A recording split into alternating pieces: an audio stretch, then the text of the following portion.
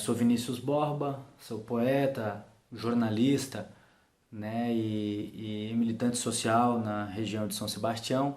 Sou vice-presidente do Conselho Regional de Cultura da cidade e tenho uma militância aí de mais de 17 anos em São Sebastião, desde que eu vim morar a segunda vez na comunidade, mas já tinha morado antes em 93 e 94 com meu tio, que tinha uma chácara aqui junto com minha mãe também. E desde esse período a gente viu a cidade passar por algumas situações muito complexas, muito do ponto de vista de moradia, né? Desde os sofrimentos enormes das primeiras ocupações. Das primeiras ocupações não, né? Mas da ocupação nos anos 90, quando tinha cerca de 5 mil residências assim, em São Sebastião, 5 mil famílias mais ou menos, né? Ali era um contingente habitacional muito menor, assim, né? Um contingente de população muito menor, né? E a cidade tinha ali né, um processo de ocupação muito desordenado, em boa medida, né? E muita gente que morria ali mexendo nas gambiarras para manter a eletricidade, nas ocupações que envolviam São Sebastião. E hoje é uma realidade fundiária que continua tendo muitas ocupações, né? Então a realidade fundiária no Distrito Federal de grilagem, de manutenção desses processos, com os cartórios, com todas as máfias envolvidas e o lucro dos parlamentares e candidatos políticos envolvidos, não é? Muita gente vendendo terra pública, né, e legalizando, esquentando documento ali nos cartórios, depois vem um governo e diz que tá ok, e se não passa a patrola numa parte, mas na outra parte não passa, as pessoas continuam tendo necessidade de moradia, é um direito previsto constitucionalmente, ainda assim não garantido pelos governos, mas dado o movimento de pressão social e de luta até de inquilinos e de moradores da comunidade e das próprias ocupações, não é? Então a gente vê um bairro enorme hoje em dia que virou quase metade da cidade, que é o bairro chamado Morro da Cruz. Ao lado dele foi colocado um bairro que é o novo bairro Crixás, né? É um local de construções de interesse social, né? Com aquele formato de Coab, né? De Minha Casa Minha Dívida, né? Minha Casa Minha Vida. E esse é um local onde você vê a aplicação né, desse sistema de construção de habitação de interesse social, né? E como a gente vê como é importante chegar a uma estrutura que seja inteligente, que seja bem construída, que não seja feita de uma forma que vai dar problema logo na frente, porque são famílias muito carentes, né? Então, se você bota um negócio que já está deteriorando, um material de segunda, de terceira, de quarta qualidade, você vai ver que na sequência essa família que já é muito humilde, vive muitas vezes ali de um, dois salários mínimos, 5, 6, 7 pessoas vão logo pegar um apartamento daqueles ou uma residência ali que na sequência já vai estar decrépito, né? Às vezes até antes da entrega, né? O edital de entrega demora mais tempo, em um ano já está precisando de reforma, uma coisa que era para já estar pronta. Então a qualidade muitas vezes do projeto já precisa ser pensada aí, né? Mas também a gente vai observar como nas residências já existentes na comunidade, como tem muito mestre de obra que faz as coisas na tora e que é contratado na própria quebrada entre os trabalhadores, não é? E que faz há 20 anos as construções, mas e, inclusive ele peita, assim, ele diz pra você, não, eu construo sua casa, me bote aí 10 mil reais de material que eu construo sua casa. E ele constrói com os 10 mil, só que ele faz as coisas sem esquadria, aí você vai tentar botar o telhado não fecha, aí entra água, um problema sanitário, né?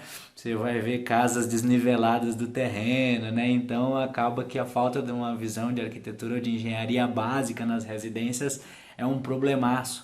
E ainda em paralelo tem a questão política das administrações regionais, que seriam as prefeituras nas cidades do Distrito Federal, né, como a nossa aqui, que passou, por exemplo, 2 anos na mão de um deputado indicado aí pelo governador papagaio não sei qual. O deputado vendia o voto para o governador dava o apoio que o deputado precisava e garantia a direção da administração regional para ele na cidade, para ele manter o projeto político dele. E ele não contratava arquiteto ou engenheiro na administração regional de São Sebastião. Mantinha às vezes os estagiários, mas não botava os engenheiros-chefes para assinar. E aí fazia processos de obras com valores super controversos e quando você ia ver se uma pessoa precisava de uma orientação real para melhorar uma questão básica que pudesse estar afetando até a casa dos vizinhos, não sei o quê, ou fazendo alguma questão que estivesse afetando a infraestrutura da cidade, assim, né, pela casa dela, não tinha um profissional formado para poder ajudar a garantir aquilo ali, não é? Então você vai observar um problema muito mais grave, né? O cara vai lá e manda fazer obras sem autorização de engenheiros que possam afetar diretamente a vida de uma comunidade inteira, né? Então as habitações de interesse social ou o interesse social nas habitações, eu acho que isso pode variar, mas são processos adversos aí, são conceitos que em comunidades periféricas do mundo inteiro a gente precisa pensar. E aqui no Distrito Federal mais do que nunca, porque por mais que tenha sido uma cidade planejada, eu tive comprando aí em bairro ali que foi até minimamente planejado no primeiro momento, mas na sequência a galera mete o pé. Depois que é entregue o projeto habitacional, as pessoas subvertem, quebram, fazem, refazem e muitas vezes confundem a parada toda, né? Então a gente vai observar também a importância, né, do interesse social na habitação, né? É quando você vai ver que tem bairros inteiros, assim, né? Uma cidade de 120 mil habitantes e não tem um centro cultural. Mas a população está organizada e solicitando isso há anos. Mas parece que institucionalmente não tem interesse. Assim, constrói equipamentos desportivos constantemente, mas equipamentos que apoiem a arte e cultura, equipamento básico, estou falando assim às vezes de um telhadinho que você diga lá, isso aqui é a área coberta para a cultura fazer um evento e botar um palquinho, eles não constroem, eles não edificam.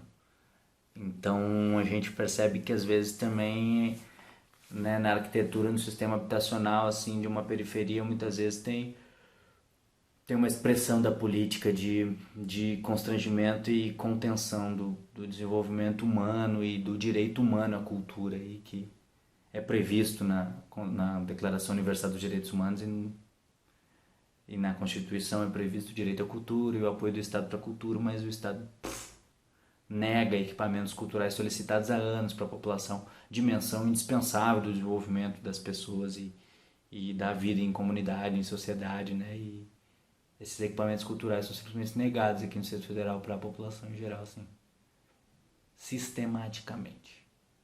Bem ruim. E se são feitos sem cobertura, aí faz um espaço que é desagradável, a população não consegue ficar por causa do sol, que é muito forte quando é seca, e por causa da chuva, porque é torrencial na época das águas.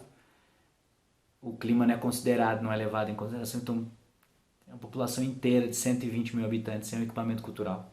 Qualquer cidade de interior de 10 mil habitantes aí no interior do Brasil tem um teatrinho, nem que seja um coreto coberto para os artistas poderem se apresentar e o público assistir. São Sebastião, Distrito Federal, não tem. Aliás, o grosso das cidades satélites não tem. Começaram a fazer essa luta e com o apoio do governo federal tiveram alguns complexos culturais aqui, mas mudou o governo federal também, já caiu os projetos tudo, já parou as construções. Visões de habitação sem interesse social, né?